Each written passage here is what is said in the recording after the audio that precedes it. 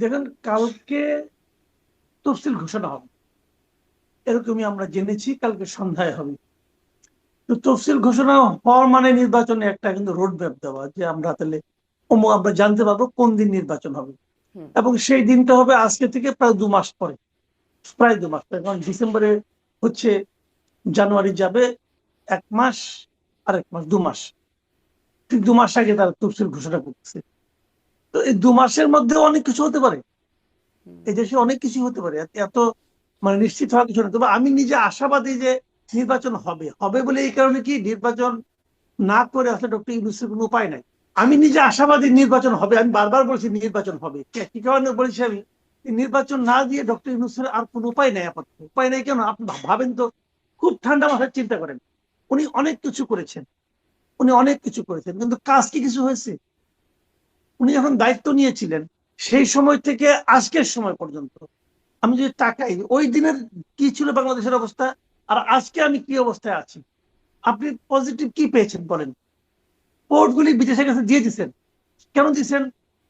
আপনি আসছেন হলো গিয়ে 1 বছরের জন্য, আপনি পোর্ট দিয়ে দিচ্ছেন 32 বছরের জন্য। এটা কি হয়? ধরেন আমার ঘরটা এলোমেলো, আমি একজনকে দায়িত্ব দিলাম, ভাই আমার ঘরটা একটু গুছিয়ে দাও।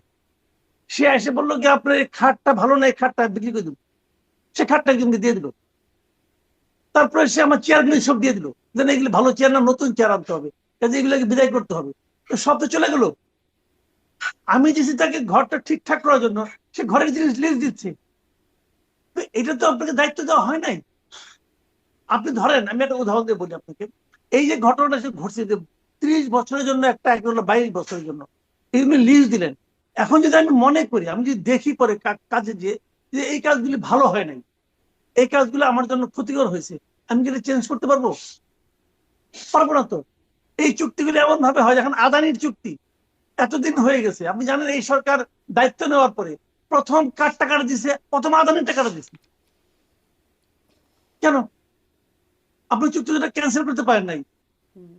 তো চুক্তি একটা হয়ে গেলে পরে কি ক্যান্সেল করা যায় তো সহজে? যায় না।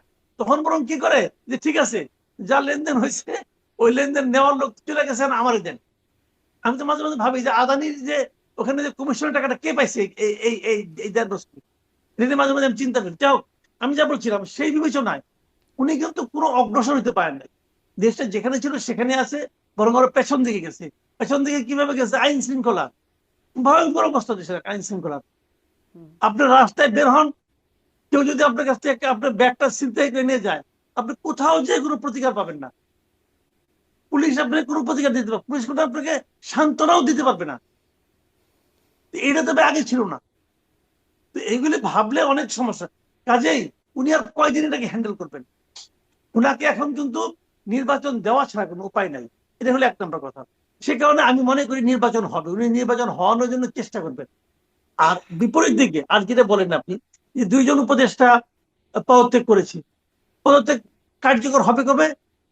কার্যকর হবে তফসিল ঘোষণার পর থেকে। যখন তফসিল ঘোষণা হয়ে যাবে তখন থেকে কার্যকর হবে। কেন? হুম। আমি প্রশ্ন করি কেন? আপনি আজকে পদত্যাগ করলেন, তো কালকে বিকেলে তফসিল ঘোষণা করা হবে, তো আমার ওরা কালকে অফিস করবেন, কালকে ওনারা অনেকগুলি ফাইল সিগনেচার করবেন।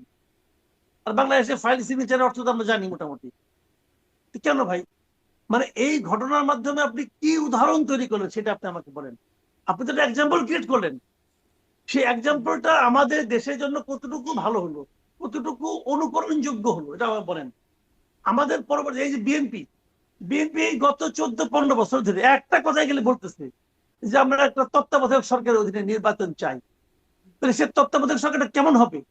তার কি এক্সাম্পল উনি ক্রিয়েট করেন এটার মাধ্যমে, যে তফসিল ঘোষণার আগে পর্যন্ত জি। সরকারের একজন উপদেষ্টা থাকতে পারবেন, তফসিল ঘোষণার পরে যে ছেড়ে দিয়ে উনি ইলেকশন করবেন? উনি কি এই এক্সাম্পলটা ক্রিয়েট করলেন?